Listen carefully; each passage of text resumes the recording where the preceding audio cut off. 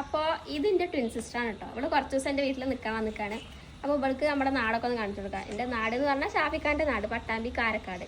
എൻ്റെ നാട് കിള്ളിമംഗലാണ്. അപ്പോൾ നമുക്ക് നമ്മുടെ നാടൊന്ന് കണ്ടിട്ട് വന്നാലോ. ഇതാണ് കേട്ടോ ഞങ്ങളുടെ നാട്ടിലെ തടയണ, കാരക്കാട്. സൂപ്പറാണ് കേട്ടോ, വ്യൂ ഒന്ന് നോക്കിയോ. ഇതാണ് ചങ്ങണാകുന്ന് തടയണ. ചങ്ങണാകുന്ന് അമ്പലത്തിൻ്റെ തൊട്ടടുത്താണ് ഈ തടയണ വരുന്നത്. തടയണയിലോട്ടുള്ള യാത്ര വളരെ മനോഹരമാണ്. റോഡിൻ്റെ ഇരുവശത്തുള്ള പച്ചപ്പും നീളനദിയുടെ ഭംഗിയും ആസ്വദിച്ച് അങ്ങനെ യാത്ര ചെയ്യാം.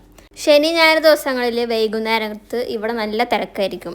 പിന്നെ കച്ചവടക്കാരുണ്ടാവും, ഐസ്ക്രീം, കപ്പലണ്ടി, അങ്ങനെ കച്ചവടക്കാരുണ്ടാവാറുണ്ട്. എങ്ങനെയുണ്ട് ഞങ്ങളുടെ സ്ഥലം? സൂപ്പറാണ്, ഇഷ്ടമായോ? നമ്മൾ ഭാരതപ്പുഴയുടെ വക്കിലാണ്. ഞാൻ 2-3 വട്ടം വന്നിട്ടുണ്ട് ഇവിടെ. ഇവിടെ ആദ്യമായിട്ടാ ഞാൻ വന്നിട്ടുണ്ട് ഹസ്ബൻഡിന്റെ കൂടെ. ഇത് ഭാരതപ്പുഴയില് പാലക്കാട് ജില്ല. അതെ, അവിടെ തൃശ്ശൂർ ജില്ല. അക്കരെ തൃശ്ശൂർ ജില്ല. അങ്ങനെ ഞങ്ങൾ തടയണയുടെ താഴത്തെ ഭംഗിയൊക്കെ കണ്ടതിന് ശേഷം ഞങ്ങൾ തടയണയുടെ ബ്രിഡ്ജിലോട്ട് കയറി. അവിടെ നിന്നാണ് നമ്മുടെ നീളനദിയുടെ മനോഹരമായ ദൃശ്യം ശരിക്കും ആസ്വദിക്കാൻ പറ്റുക. ഞങ്ങൾ പോയ സമയത്ത് അവിടെ മീൻ പിടിക്കാൻ വന്ന കുറേ ചേട്ടന്മാരൊക്കെ ഉണ്ടായിരുന്നു കേട്ടോ. മീൻ പിടിക്കാൻ വരുന്നവർ ശ്രദ്ധിക്കണം, കാരണം അവിടെ ഒരുപാട് അപകട മരണങ്ങളൊക്കെ സംഭവിക്കാറുണ്ട്. മീൻ പിടിക്കാൻ വരുന്നവരും കുളിക്കാൻ വരുന്നവരാണെങ്കിലും എല്ലാവരും ഒന്ന് ശ്രദ്ധിക്കണം. തടയണിലോട്ടുള്ള വഴി വരുന്നത് പട്ടാമ്പിയിൽ നിന്ന് വരുന്നവരാണെങ്കിൽ റെയിൽവേ മേൽപ്പാലം കഴിഞ്ഞ് നമ്പ്രം വഴി തീരദേശ റോഡിലൂടെ എത്താം. മറ്റൊരു വഴിയുണ്ട്, കാരക്കാട് നിന്ന് വരുന്നവരാണെങ്കിൽ കൊള്ളിപ്പറമ്പ് വഴിയും വരാം. തടയണയുടെ മുകളിലുള്ള ഈ നടപ്പാലത്തിലൂടെയാണ് ദേശമംഗലത്തെയും കാരക്കാടിനെയും തമ്മിൽ ബന്ധിപ്പിക്കുന്നത്. ഈ നടപ്പാലം കണ്ടപ്പോൾ എനിക്ക് തോന്നിയ ഒരു കാര്യം, അത് വണ്ടികൾക്ക് പോകാൻ പറ്റിയ ഒരു പാലമായിരുന്നെങ്കിൽ യാത്രാ സൗകര്യം കുറച്ചുകൂടി എളുപ്പമായേനെ. കാരണം കാരക്കാട്ടുകാർക്കും ദേശമംഗലത്തുകാർക്കും പട്ടാമ്പിക്കാർക്കും ഒക്കെ അത് ഉപകാരപ്പെട്ടേനെന്ന് എനിക്ക് തോന്നിട്ടോ. പാലക്കാട് ജില്ലയിലെ ഓങ്ങല്ലൂർ പഞ്ചായത്തിനെയും തൃശ്ശൂർ ജില്ലയിലെ ദേശമംഗലം പഞ്ചായത്തിനെയും ബന്ധിപ്പിച്ച് ഭാരതപ്പുഴയ്ക്ക് കുറുകെ പണിതിട്ടുള്ള ഈ തടയണ ജലസേചന വകുപ്പ് നബാർഡിൻ്റെ സഹായത്തോടെ 32.5 കോടി രൂപ ചെലവഴിച്ചാണ് നിർമ്മിച്ചിട്ടുള്ളത്. 290 മീറ്റർ നീളവും 9.5 മീറ്റർ ഉയരവുമുള്ള തടയണയ്ക്ക് 2.5 മീറ്റർ ഉയരമുള്ള 22 ഷട്ടറുകളാണ് ഉള്ളത്. അതിനുശേഷം കുറച്ച് റീൽസൊക്കെ എടുത്ത് അവിടെ നിന്ന് മടങ്ങി. നമ്മൾ തടയണ കണ്ടു. നമുക്ക് അടുത്ത സ്പോട്ടിലേക്ക് കാണാം.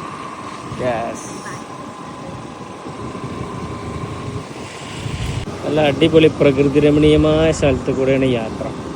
ഈ റോഡ് ചങ്ങനാകുന്ന് തടയണയിൽ നിന്നും നേരിട്ട് പട്ടാമ്പിയിലേക്കുള്ള റോഡാണ് കേട്ടോ. ഈ റോഡിലൂടെ യാത്ര ചെയ്യുമ്പോൾ അതിമനോഹരമായ നെൽപ്പാടങ്ങളും ഇരുവശങ്ങളിലും പച്ചപ്പ് നിറഞ്ഞ തെങ്ങും തോപ്പുകളും അങ്ങനെ അതിമനോഹരമായ കാഴ്ചകൾ നമുക്ക് സമ്മാനിക്കും. അങ്ങനെ അവിടെ എത്തി അപ്പത്തിന് രണ്ടുപേരും റീൽസൊക്കെ എടുത്ത് ഡാൻസൊക്കെ എടുത്ത് ഞങ്ങൾ അടിച്ചു പൊളിച്ചു. അതിനുശേഷം നേരെ വണ്ടി റെയിൽവേക്ക് വിട്ടു. ഇതാണ് ഞങ്ങളുടെ railway station, Karakkad railway station. ഞങ്ങളുടെ വീടിൻ്റെ അടുത്ത് തന്നെ കേട്ടോ, കുറച്ച് പോയാൽ മതി. ഇവിടെ കാണിക്കാൻ കൊടുത്തത് ഇവിടെ കണ്ടിട്ടില്ല, അപ്പോൾ കാണിക്കാൻ കൊടുത്തു, കണ്ടു.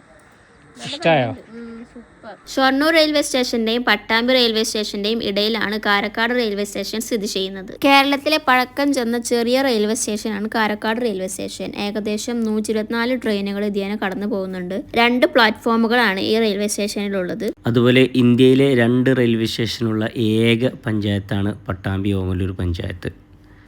അതൊന്ന് ഈ കാരക്കാടും മറ്റൊന്ന് വാരണാസി റെയിൽവേ സ്റ്റേഷൻ കൂടിയാണ്. ഈ കാരക്കാട് സ്റ്റേഷനിൽ ചെറിയ വണ്ടികൾ, ലോക്കൽ ട്രെയിൻ മാത്രമേ നിർത്താറുള്ളൂ. ദൂരയാത്രയുള്ള വലിയ ട്രെയിനുകളൊന്നും നിർത്താറില്ല. വരും കാലങ്ങളിൽ ദീർഘയാത്ര ട്രെയിനുകൾ നിർത്താൻ സാധ്യതയുണ്ടെന്ന് കേൾക്കുന്നുണ്ട്. ഇതാണ് കേട്ടോ നമ്മുടെ കാരക്കാട് റെയിൽവേ സ്റ്റേഷന്റെ ടിക്കറ്റ് കൗണ്ടർ. അപ്പോൾ ടിക്കറ്റ് എടുക്കുക, കയറുക, പോവുക, വരിക ഒക്കെ ചെയ്യാം. ടിക്കറ്റ് കൗണ്ടർ കേട്ടോ. ടിക്കറ്റ് എടുക്കുക,